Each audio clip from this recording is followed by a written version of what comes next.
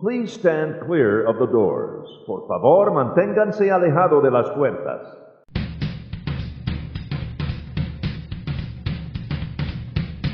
All right, welcome everybody. Hello, hello. This is the inaugural podcast for, well, not podcast, Toddcast. Podcast. There we go. Yeah. Alyce and I are going to join together and just talk about things. Because that's what we do best. So, might as well just go ahead and get to it. Yes, I am playing with new equipment because I'm that kind of little gadget geek anymore. That's what this whole thing has turned me into. I've got new microphones. New hobbies. I've all the technical things. I've got a 4-way splitter for headphones. I've got the podcast board over here that's got all kinds of fun sounds in it and everything. And it's just, I mean, is it going to play? I just turned it down too low. I turned it down too low. Try it again. Yeah. 2 hours later. And here we're back. Okay. So yeah, I've got all kinds of fun things. I mean, there's no shame, but sometimes. Yeah, I'm sorry, but I'm sorry, not sorry. Yeah, it's toys. It's all these toys. And you making noises, which is standard. It's what I do. It's what I do. It's either I'm drawing pictures or I'm making noises. Or making noises. So, yeah. So, anyway, this podcast is going to be Alyce and I discussing, well, we grew up in an airport. Yeah, travel family. Yeah, our dad was an employee for United for over 40 years, and we learned a lot from him, being essentially raised in airports, going in and out of airports, going to and from airports. And traveling, just being a good traveler and what that entails, and tips and tricks, and just knowing how to get around the country. Exactly. The majority of what we learned honestly at a relatively early age. Yeah. A lot of the things that we learned are a lot of things that people would pick up in later, in their adult age and traveling during their adulthood.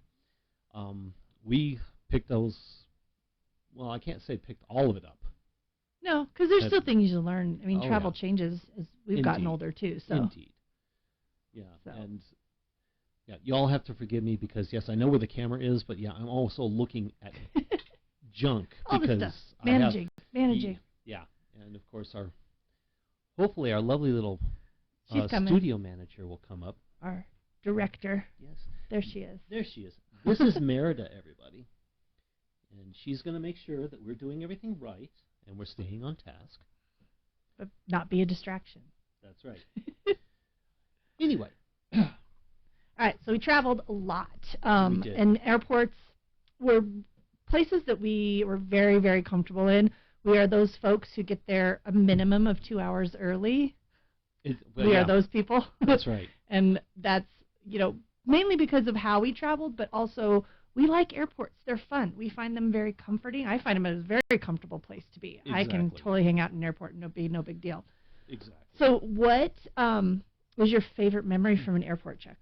Okay.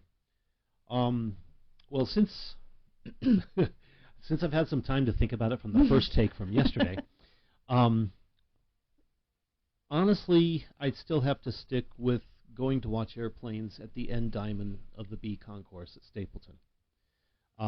Just for you folks who don't really know what that is, the end diamond is essentially the end of the concourse.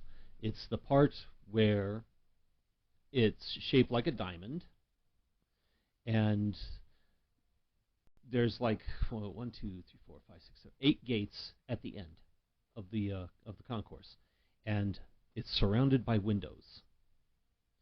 And it faced the north-south runway on the east side of Stapleton, and you could also see the east-west runway on the southern part of Stapleton, and from there you could watch planes come and go all day long. and it was just fantastic. You could also watch the weather roll in. You watch how the flight patterns would change, and how you didn't even have to listen to the tower because you saw it happen. You saw it happen in real time. Yeah, I agree with you. That's one of my favorite memories of an airport is just, and it really kind of think boils down to the quality time we spent with Dad and looking at planes, and he'd tell us how to tell the planes apart and how the flight was working, and you learned the science behind the flight and all of those things. That's kind of my favorite memory about airports is just spending time as a core of the four of us a lot. So. Yep, and that was back in the day when the two main the two main manufacturers for aircraft at that time were McDonnell Douglas and Boeing. Yep. McDonnell Douglas is no longer, unfortunately. Boeing owns pretty much everything. All of it now. It's all this 700 series of aircraft now, the 727, 737, 747, 777, 787s. Haven't flown on one of those yet. That's I saw one once. Yeah, I haven't. Yeah. And it was a Lufthansa over on the A concourse. It was at like A37, and it was parked out there, and the nose took up the entire window. Wow. It was, this is a monster. It's a monster. Anyway, moving on. Big plane. It's a very big airplane that I really want to be on sometime. So the airport we grew up in mainly was Stapleton International Airport. It doesn't exist anymore. It went away in the late 90s and was replaced by Denver International Airport. But because we were able to travel a lot, we got to experience a lot of different airports around the country. And one of the big and we'll probably get to this later, is some of the takeaways of the things we learned is how to navigate airports. They're pretty similar. They're pretty standard. And we really learned how to navigate and get through a lot of things very, very quickly. And just a quick tip for those folks who don't necessarily understand airports or understand what's going on with airports. 9 times out of 10, you will find a sign to tell you where to go. Yeah. And 9 times out of 10, that sign is going to be up. Yeah. It's going to be above your head. So always look up.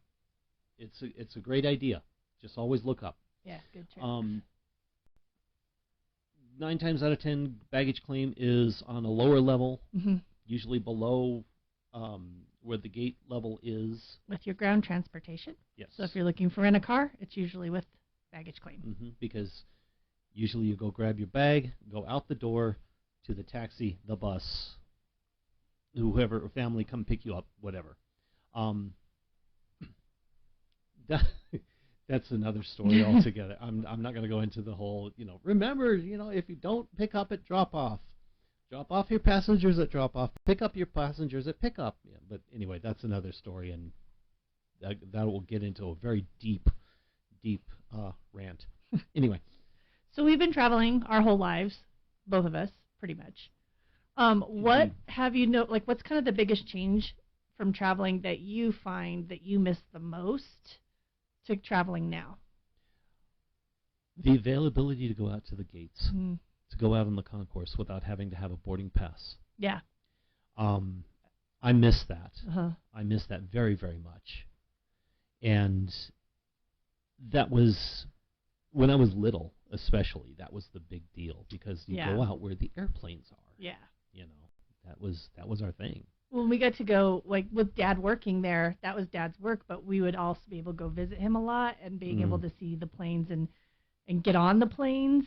Exactly. That weren't flying out, and we could get in the cockpit, and we could sit in the seats and watch them clean, and it was just those are the things that I kind of miss that access to the plane. Well, it was the being able to go out to a 747. Yeah. The club level 747s that were being cleaned and being able to go up to the club level. Yeah. It was my first shot to go on a double-decker airplane. I know. There weren't that many. There weren't that many seats up that high, but it was neat to be up there, though. Oh, yeah. And also, it was the first time I saw a video game on an airplane. I don't remember that. It was Space Invaders. Oh. Okay. I do remember that. Yeah, of all the good things. Actually, no, I take that back. Excuse me, it was even earlier. It was Pong. Oh, okay. Yeah. It was that old. Yeah. I don't remember. I just remember being able to go and explore around in the double decker, but not ever. We never, if we ever flew on a plane like that, we never got to be up there. So. Well, that's true. But that honestly, one of the things I do miss is being able to be on the concourse. Yeah, I agree with you. I think that's the thing I miss the most. Yeah. Yeah. So let's see. What else we got going here? Well, so flying, how we used to fly, was standby. So we would be able to pretty much get a flight if there were seats available. So that's what standby actually means, is that they fill up the seats with extra passengers, just to make sure that the flight is full and it's being efficient and they're getting people in and out of there. And as an employee benefit, Dad was able to fly with his family, and we flew standby. And so we would not necessarily have paid tickets, but we did have the boarding passes. You remember the boarding passes, what were like when we were little? Yeah. Those were so cool. So, the boarding pass itself was a book. It was a single ticket or a single boarding pass, but the book itself had about like 4 or 5 different pages to it. Well, not different.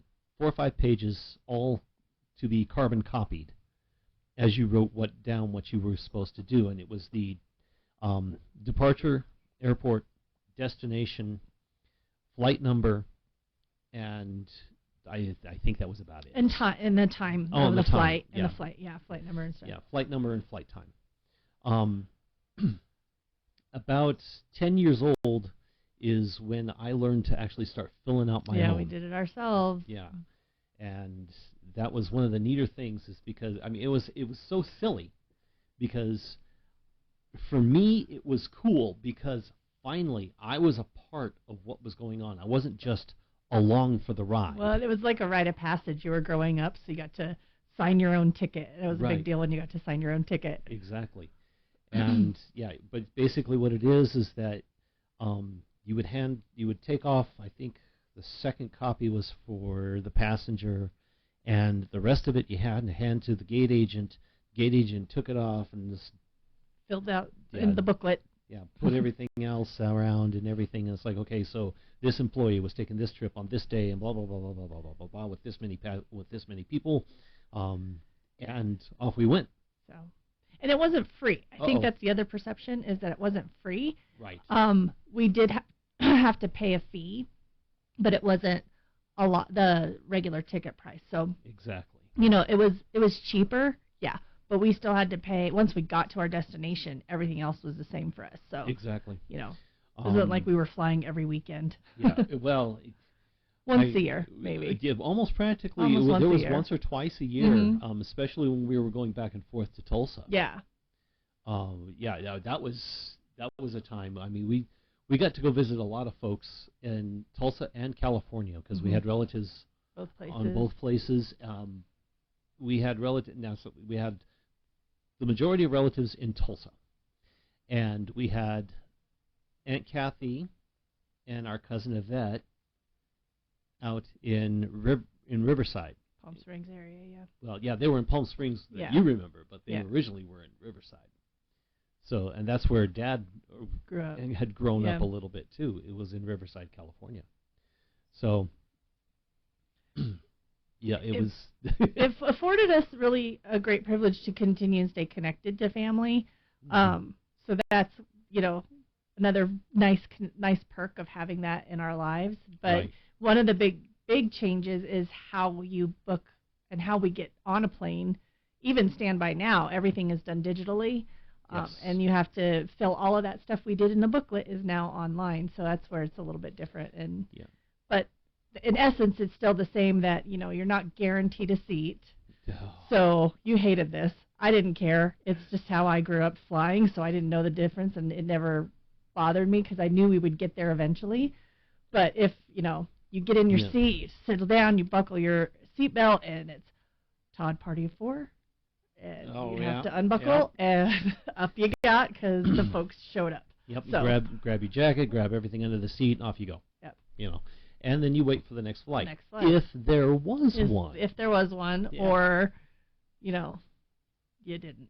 It was just kind of like, it was part of the adventure. so to speak. You just didn't like that part. I didn't like it because it set off my anxiety hard. You know, it was one of those things. That's you're going to do a thing. You promise this thing. You're in the aircraft, and then you're not. And now you're not. I think it was more stressful for me if we weren't in Denver. Like one of the times we did fly, and we were in L.A. I don't know if you were with us, but Mom and Dad and I were in L.A. And we started we had to start early, 7 o'clock in the morning. Yeah. L.A. to Denver has a flight every hour, both directions. Thank goodness. Or they did. And we started early, and we got bumped, and we got bumped, and we got bumped. And eventually Mom and I got sent, and Dad had to come later, and it was a whole ordeal. So I remember you guys telling me about that. We had to stay. We were, and that's where, like being in airports are no big deal. You just have to learn how to figure it out. But there are times where you spend all day in an airport. To that, California again, the time that we went and visited Aunt Kathy at the hotel that she was running, and we were set to leave, and we got out there in the afternoon, got out to LAX, or what? Yeah, it was LAX. No, it was John Wayne. John Wayne. It was out. It was closer. Yeah, it was John Wayne. Mm-hmm. So yeah. I love that airport. That's one of my favorites. It was John Wayne, Santa Ana. Beautiful airport. Love it. It's the best. It is my favorite airport in the country. It's the best airport if you're going to Disneyland. Yes. It really is. It's the best. It's my favorite airport. Anyway, we digress. This is not a paid ad. Okay. We're getting nothing from any of these airlines or any of it. Exactly. We grew up with it, so we're good. Anyway, we got out there in the afternoon. We got to the airport. Aunt Kathy and Cousin Yvette dropped us off. Everything was cool, we thought. Get to the gate. There were no seats for us. Mm-hmm. So immediately, my dad is right over to payphone. Calling Aunt Kathy. Well, guess what? We didn't get on. They came back all the way from Palm Springs to pick us up. Took us back to the hotel that Aunt Kathy was running. We had barbecue chicken that night. Stayed another night in the hotel. No big deal. No bump. No foul. No miss. No nothing. Just an extra day. Right. And that morning went back to L.A. or went back to John Wayne. Yeah. And we got on an aircraft. Yep. No problem. No big deal. So that's just part of it. So that's the other thing, too, is that the standby passenger, I remember being a lot of employees in that. And nowadays, standby passengers are ticketed passengers that are trying to kind of alter their flight plans to get out earlier or get out later. Or, so the list is always harder to get on. Right. From an employee standpoint, but it is definitely something that's utilized by the regular traveler now. Exactly. That wasn't when we were little either. Well, and that was another thing that I always had to remind myself when we got bumped, is sometimes that we got bumped because crew. Yeah. Because crew needed to get to their duty station. Yeah. And I was okay with that, up here. Yeah. But it was still... Yeah. I want to go. But I'm 12 years old. We were going to get on the aircraft. We were going to go on the airplane. Dang it. And, another big change, too, is that flying and being on and traveling that way is really more accessible than it ever has been, too. It's not like it was something that's left for, I don't even want to say the elite, but just those who could afford it. Right. And now flight and air travel is commonplace. Well, and it's gotten to the point where it has to be. It has, yeah. So it's just definitely changed, and I've seen that in my lifetime of how that's changed, and how airports are, it's rare to come across somebody who's not flown at least once in their life. You would be surprised how many there are still out there. Oh, I know there's a lot, but it's just it feels, that there's access to it, and that people can do it if they choose. Oh, it's very surprising. Well, that was something that was very surprising with me when I was working out at DIA as a wheelchair pusher. Before, when I got sick and had to basically end everything, the amount of passengers that I had that had never, one, been in an airport, or two, been on an airplane, or three, either one. It was just... Which, it gives a testament to our perspective of this is the place that we grew up. So It's like, wait, what? You never have done that? So kind of along those lines, what was your first flight? Commercial? Either one. Because you're the only one of the two of us that has Okay. a choice. Yeah, that's true. The reason I have a choice is my dad used to have a private pilot's license. He went into a agreement with a friend of his, and they both purchased a Cessna 120 or 150. Or I don't know. well, my dad knows. My dad knows. He'll tell us later. Yeah, he'll tell us later. I will post. We'll correct it. I will post a comment with the correct aircraft later. It was a tiny one. It Yes, was it white. was. I've seen pictures of it. Yeah. But it was, let's see, pilot, co-pilot, 2, 4, 5-person aircraft. Yeah, I think it was a total of 7 people that could fit in that aircraft. Because my first flight was That you remember. that I remember. Let's qualify that. Yes, Yeah. Mom, that I remember. Okay. That first flight was we took off from Stapleton, went over City Park in Denver, did a loop over City Park, hit turbulence. Everybody was freaking out about the turbulence except me. I was the only little one in there saying, "Yeah, do it again." I love turbulence. Yeah. I mean, flying over our mountains, you're going to have it. So. Well, and yeah, it can be scary. All of a sudden, the camera angle changed. Sorry. I talk with my hands, people. That's Sorry. Okay. Yeah. She used a gesture, and the camera decided, "Oh, we Me. want to lock on you." Anyway, where was I? Turbulence. Yay. Yeah, turbulence. Turbulence can be very, very frightening for a lot of folks, and rightfully so. Mm. The sad part is that Alyce and I kind of live for it. Yeah. I really You do know. like it. I don't like it. If it's dangerous, no. But if Right. it just makes it a little more exciting, sure. Well, and see, that's the thing is we have been fortunate that we've never been in an aircraft where it has No. been scary. No. Yeah. You know. I feel very safe on a flight. Yeah. Okay.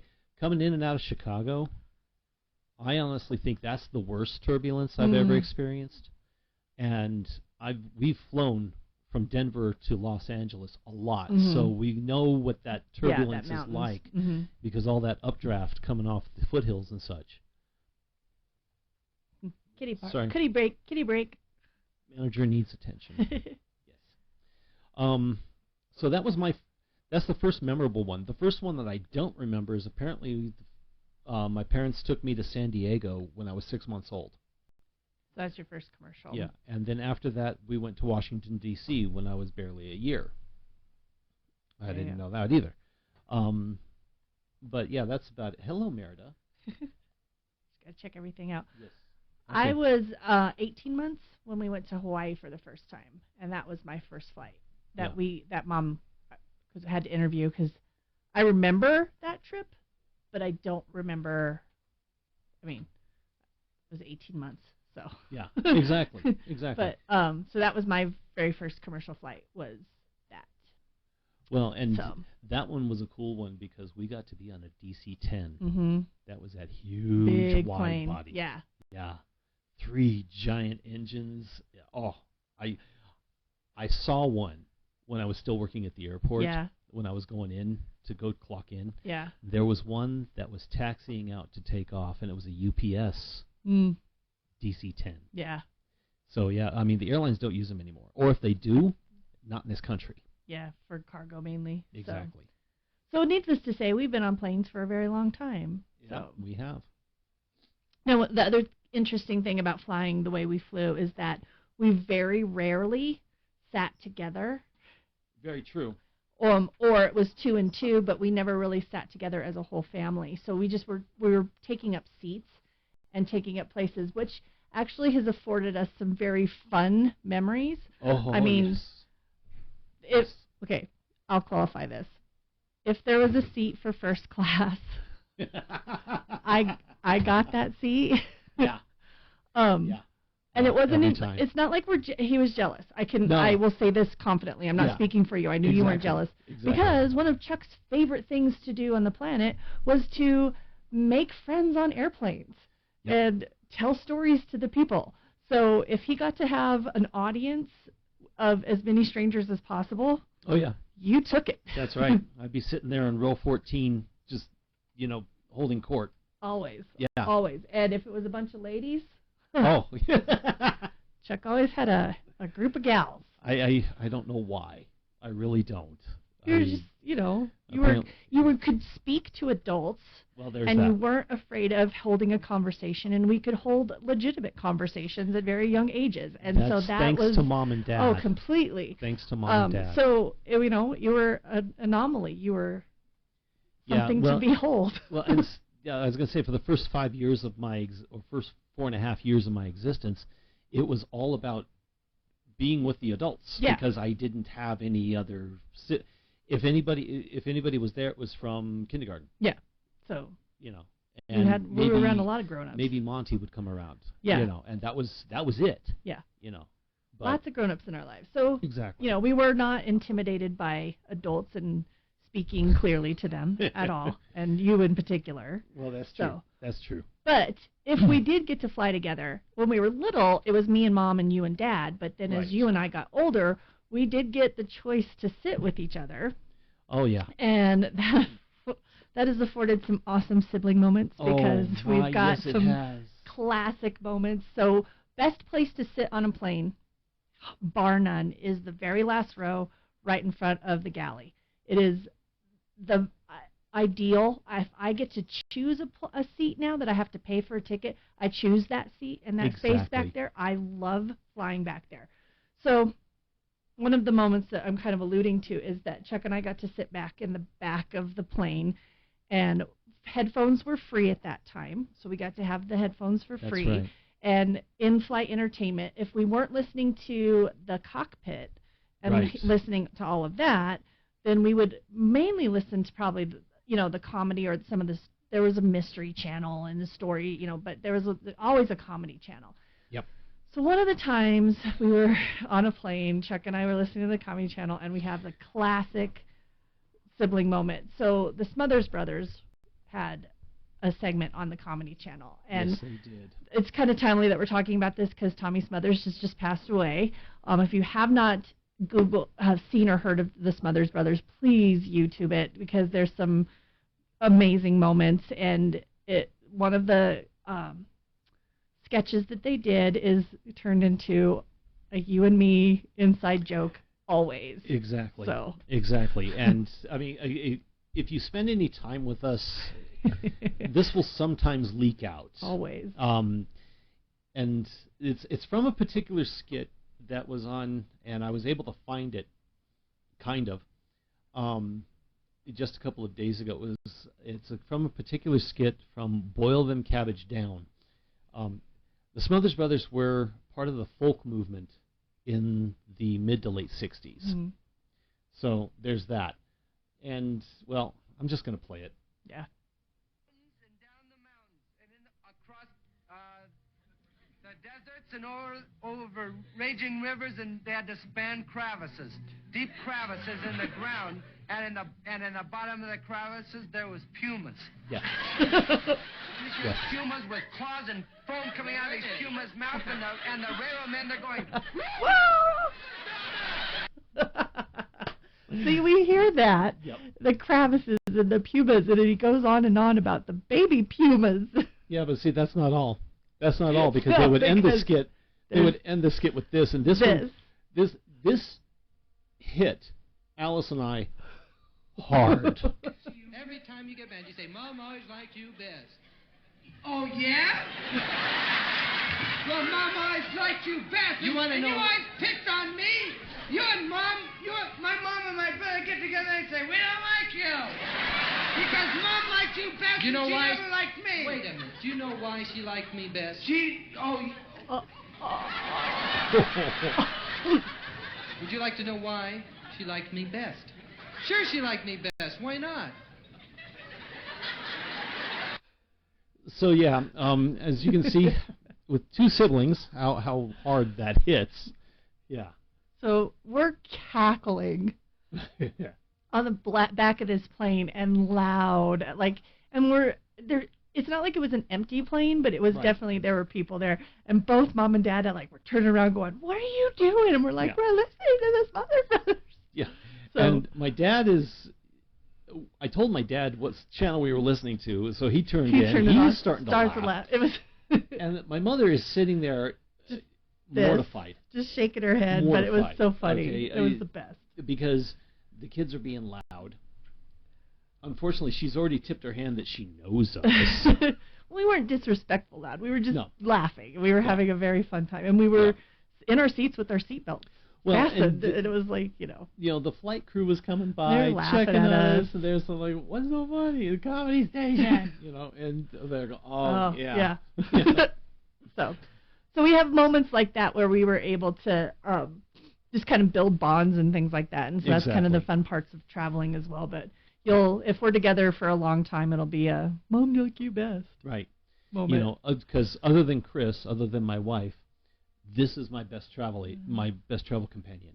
It's best playmate right this there. This is what we do. So there's that. So where have we traveled? Okay, 2 parts. Where have you traveled? Where you traveled as a family that was your favorite, and then as an adult destination, what's your favorite? Oh wow. Okay.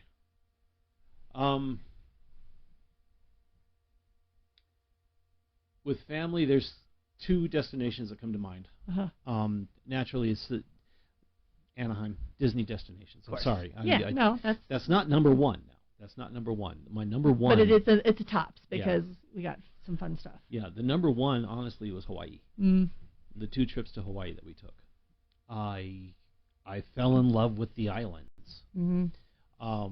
The lady on the first trip that was the rental car agent, her and I hit it off. Again. Was that the time that you lost the tooth? That in was the parking lot. That was the second trip. The second trip, because I remember that. Yeah, that was the second trip, because you were very, very worried about all of a sudden. Why did Chuck lose that tooth? He doesn't have a tooth in his face. What's going on? Why is it gone? I mean, I'm 3. Right, I know. So. But so 3-year-old logic. He's losing his parts. Tooth you have. Now tooth you don't have means you're hurt. Yeah. Yeah. Well, and you were bleeding, so let's be honest. A little bit. But yeah, that was that trip. What else? So yeah, I would say that the 2, and in order of best to second, it would be Hawaii, then Anaheim. Yeah. And when I say Anaheim, I also mean going out to visit Aunt Kathy and everything, because we would not only just visit Aunt Kathy, but we go to Disneyland. We go to Knott's Berry Farm. Well, we do things. Yeah. And it was a lot of fun. How about adult trip? What's your favorite place you've been as a grown-up? Oh, wow. Okay, my favorite adult trip, honestly, again, I have 2. I have 2. The first one, my first number 1 pick, was going to England, going to the UK, because that afforded me the opportunity to go to Scotland and Ireland as well. My second favorite trip was to St. Pete's Beach, and that part of Florida I truly love. I truly love that. Yeah, it's so much fun. It is honestly, I mean, it is. I can't say enough about the Gulf Coast. Yeah. I really Water's can't. warm. It's good. Yeah. Well, it's calmer too, which is surprising because it's much more murky. I mean, it's cloudy. You don't get to see as much.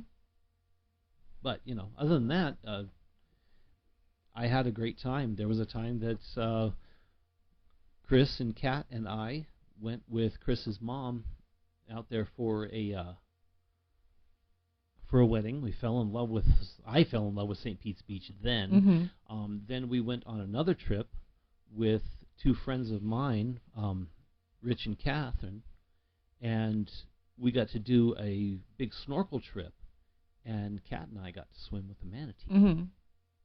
And that was a lot of fun. And then I saw a comb jelly. That I've never seen a comb jelly in the wild. Yeah. So it was it was this little capsule just doing its thing. Yeah. It was great. Anyway, that would be my favorite destinations. How about you? I guess the family trips, I would one of the family trips that kind of stands out the most to me is our cruise that we did. Oh yeah. I loved the cruise. Yes. That has great memories, and we got to go to Epcot right after it opened. That's right. So That's right. It had only been open a few weeks. 83. It opened in 82. Okay, so it had been open less than a year. So a year and some change. Yeah. So Yeah. we were one of the first in there. So we got to do Epcot, and we only did Epcot. So that was cool. So I love the cruise. And then as an adult, my favorite is Australia. Oh, of course. I went to Australia, and I loved that. That was amazing. And that's really the only I would consider. I've been to Mexico, but like big international travel that I've done was to Australia. Right on. And I loved it a lot. It was amazing. I really want to go back. Yeah, and see, I'd like to go at least once. Yeah, and do a little. I want to hit New Zealand. New Zealand's on the list. Mm-hmm. So.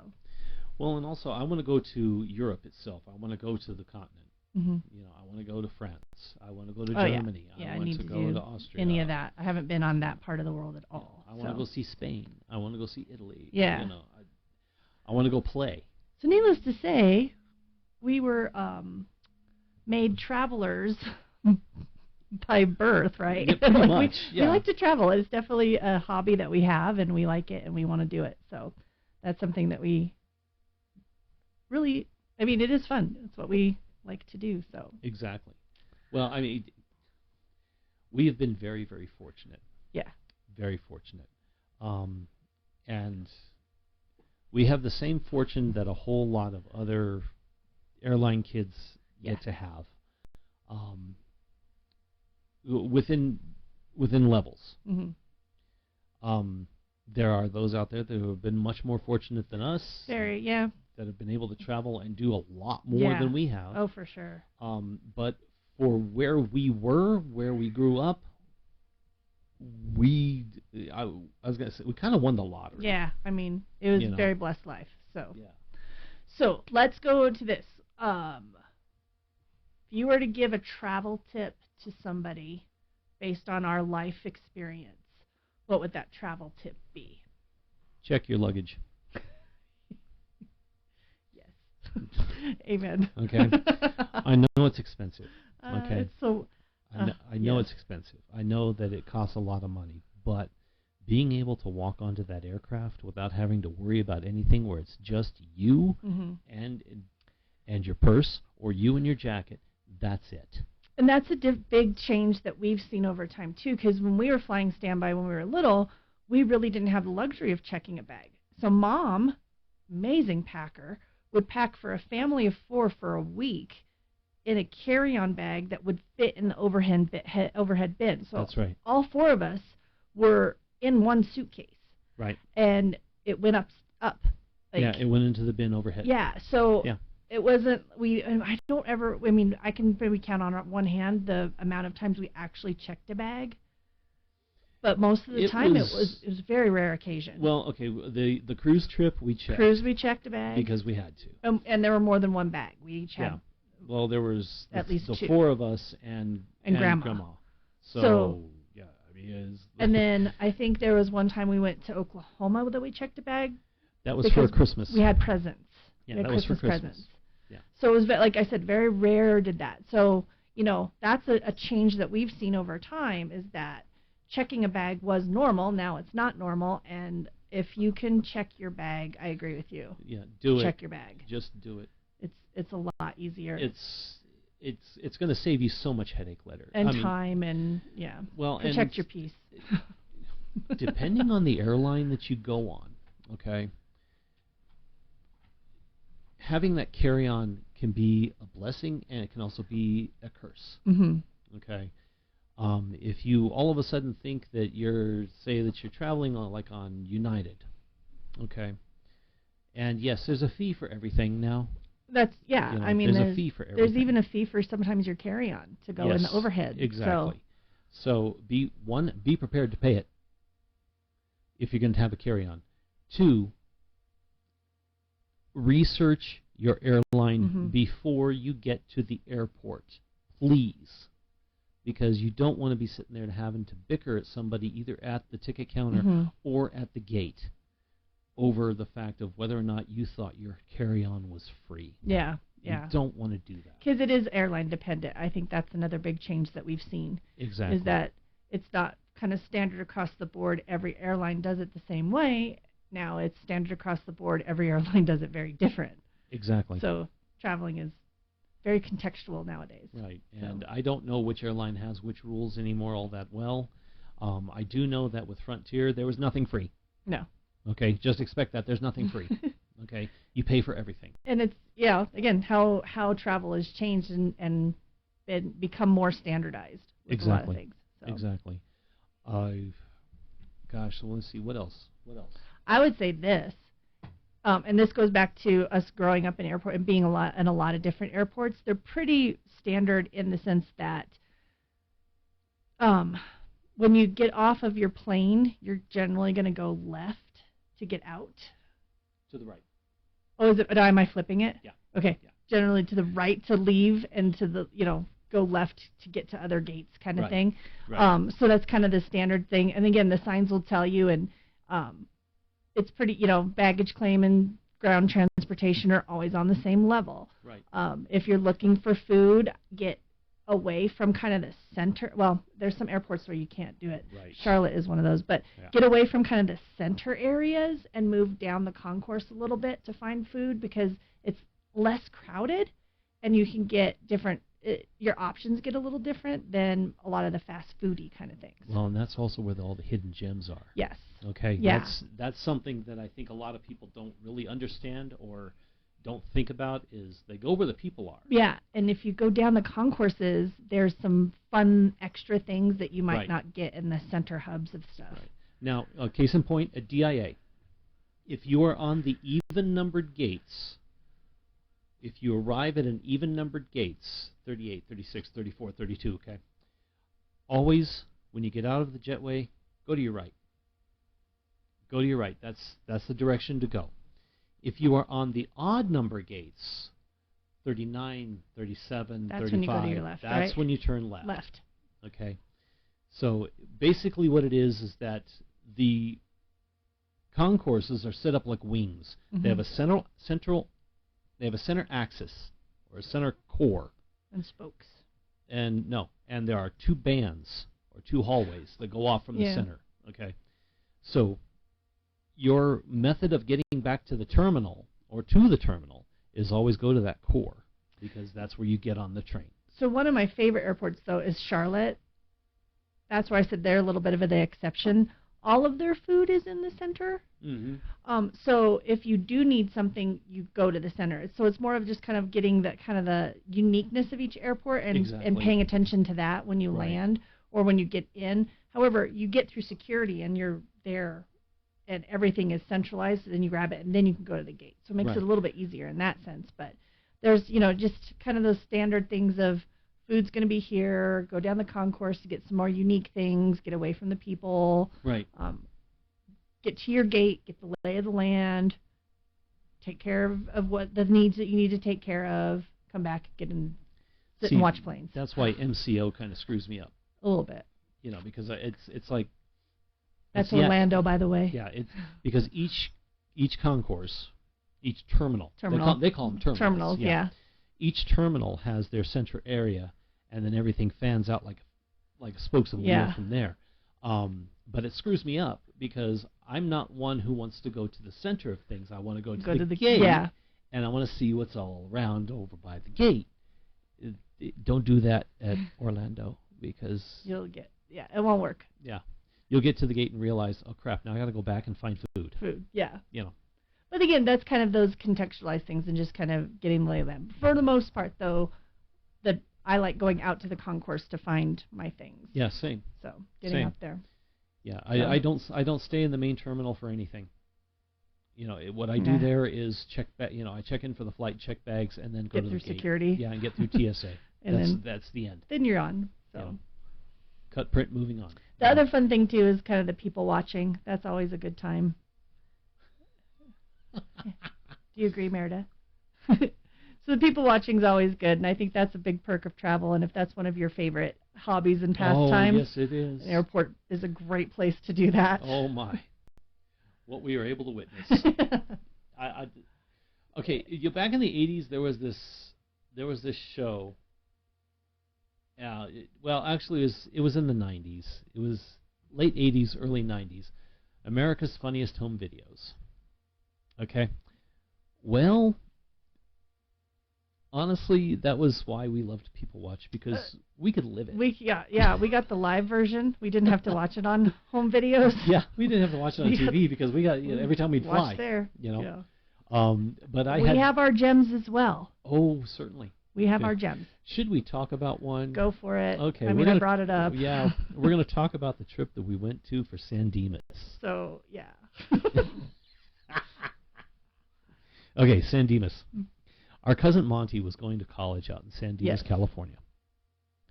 We did a day trip to go visit him because he was feeling a little homesick and needed some family, and we had that privilege of being able to just do a day trip out. 4 of us hopped on a plane, came out to go visit our cousin Monty. It was great. I loved it because I thought San Dimas was a nice cool. town. I thought it was a neat little town. Yeah, it was a nice town. And it also is a very rich town in Hollywood history as far as movies go, especially movies from our era. Yeah. Case in point, Encino Man. Bill and Ted's Excellent Adventure. That's right. That's right. Both of those were filmed around San Dimas High School. Yeah. Which we passed. We passed it. We were like, oh my God, we were geeking out. I was going to say, anyway. Yeah, Mom and Dad were going, well, so there it is. One of the things that was always unique when we traveled is renting a car and driving. So this is pre-Google Maps, pre-GPS. You had to either navigate with a hand map or somebody giving you verbal directions from the rent-a-car place on how to get out of town, right? Exactly. So this is one of those cases where Dad was driving, and Dad always did a very good job. Please, let's qualify that. Yeah. But we never got killed. We never. But there was always some things that we could count on with Dad driving a rental car. Very true. One was the windshield wipers. Yep. Would spontaneously start working. Well, and it was around that time. It was right about the 80s where, in that decade, all the controls for the windshield wipers all on one thing. Were all on the turn signal. On turn signal. So, and trying to figure out, and communication is key in a lot of things. So we're driving in the car from the airport, and we get to an intersection where we have to turn left, and he has to turn left across 3 lanes of traffic, and this is going to get us up the hills up to Monty's college. So lots of traffic coming on. Mom's trying to navigate, and then Chuck. It was very, very quiet in the car, like dead quiet. Alyce and I were very quiet, and Alyce, I didn't think Alyce was really paying attention to me about what was going on. And I'm looking over Dad's shoulder, like, why are we? Oh, okay. He was cautious. There's a car. There's a car. And there are no cars. And it's been at least 4 beats of no cars. And so, as Dad is getting ready to turn,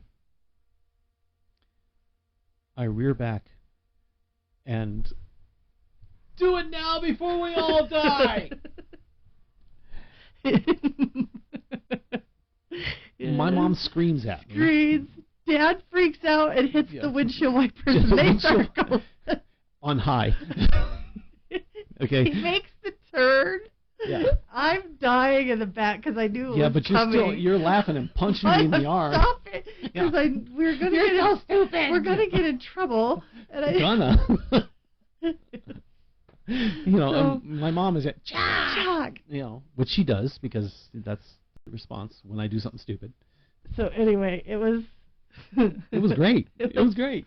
It was a moment. Yeah, and there are still times where at family dinners or such, like Thanksgiving or Christmas, I'll just do it now before we all die. And of course, my mother's response is, "Oh, for crying out loud!" But yeah.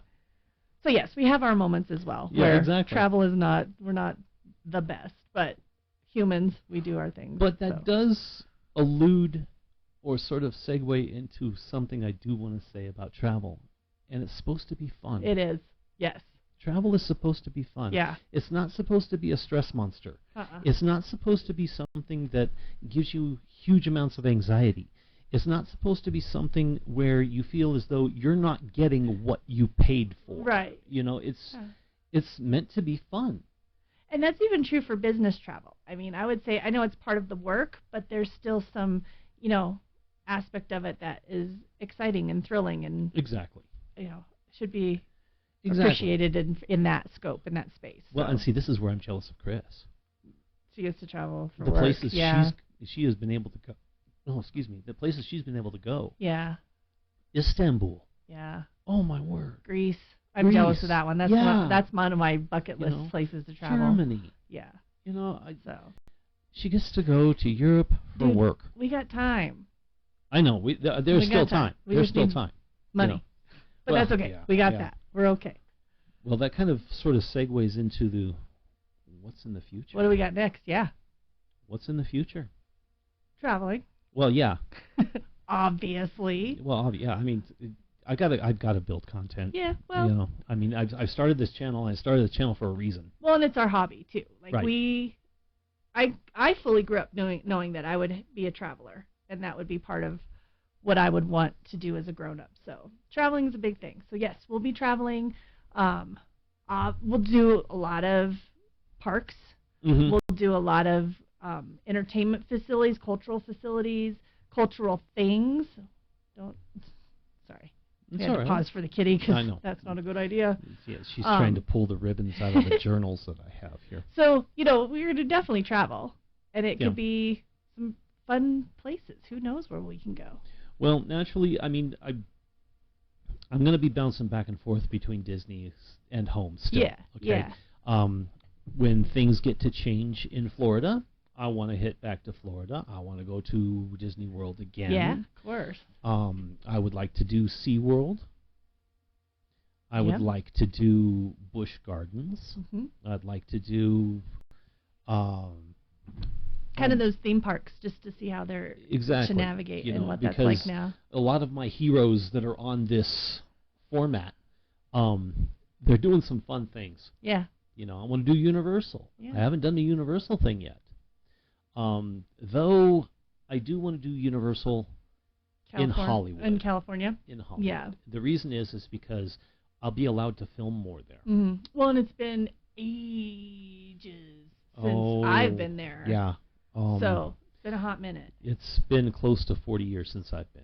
Yeah, about that. So we're well into the upper 30s. Yeah. So we need, there's some parks we need to revisit, mainly as adults too, because we have perspective of when we were little, but now let's do it as grown-ups. So we got a whole world at our footsteps. Right, and so much has changed. I mean, Knott's Berry Farm. Mm. Okay. I think it was 8 when we were there last. Yeah, Chris has never been. Yeah. So that needs to be fixed. We got to fix that. Yeah, totally. And of course the infamous and ever popular staycation. Mm-hmm. Yeah. I mean, we live in a cool state. Colorado's fun, folks. Colorado is fun. Okay. All years, you don't have to ski. Yeah, exactly. You can do lots of things exactly. here. I mean, our Rocky Mountain National Park. I mean, I don't think that, Chef's kiss. It's I don't so good. think. Oh, I just did it again. Oh, you did. There's Alyce, everyone. Chef's kiss for Rocky Mountain National Park. Indeed. But it's in the lower 48. I don't think that there is a national park that can really match. I'm Rocky sure we'll Mountain. get a lot of arguments on that one with Yellowstone. Fill up the comments, y'all. Gatlinburg with great Smoky Mountain National. I mean, exactly. Smoky Mountains are Yosemite, really beautiful.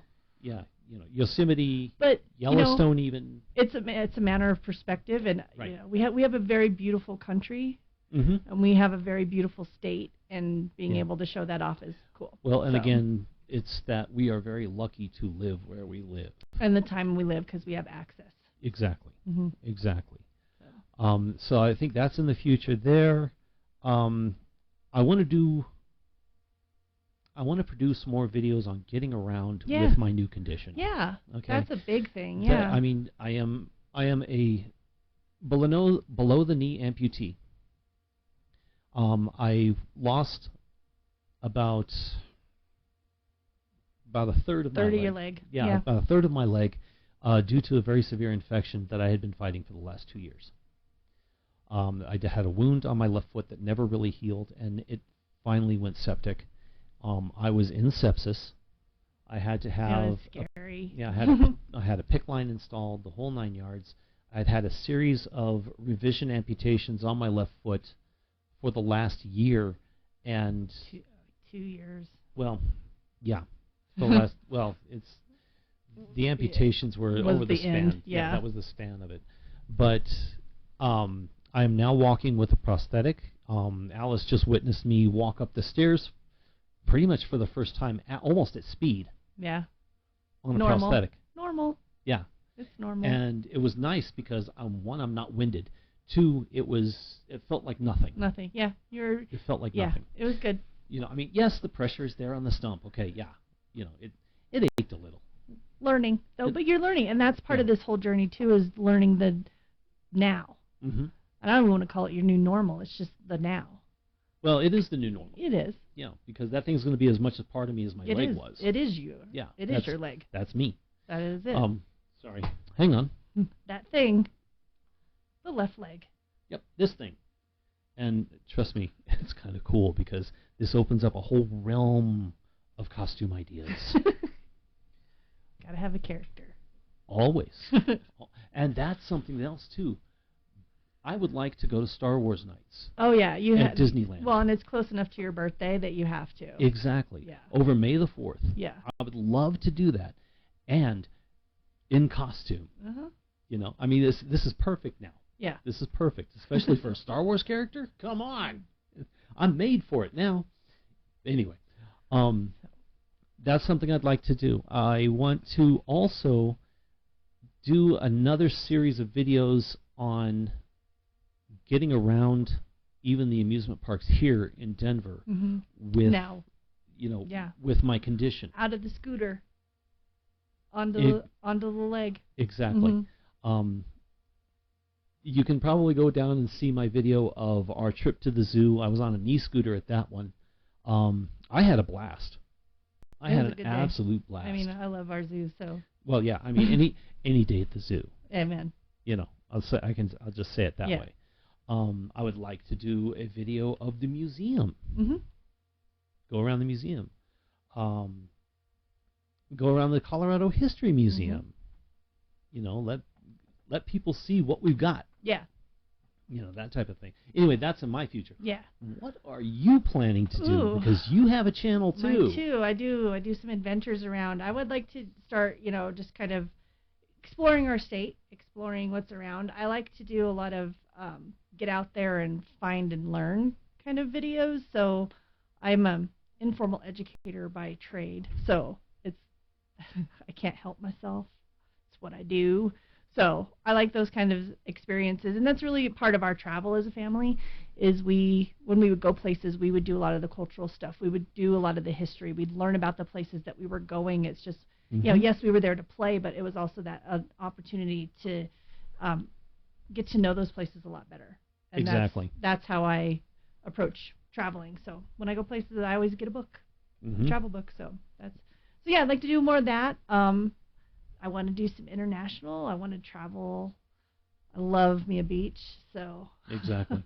Who knows what we'll do? Well, we'll take you along with us. That's what the point is. Yep. And I'm certain that subscribers out there want to see more. Cool. Well, so we're going to try. Yeah. I mean, just based on what little I've gotten, what little my channel has been able to do over the last year, I can guarantee you that, especially you show up a little bit, oh my boy, he's good. So anyway, we got we want to try and give some tips and tricks and things that we've learned along the way, and things to do at the parks that we've been at a lot. So if that's something that can be helpful and useful and educational, then that's our point too. So exactly. Also in the comments section, if you guys want to see something or want to ask a question that could probably lead to an episode, sure. Ping us. Let us know. Write in the comments. Because trust me, it gets pretty quiet down there.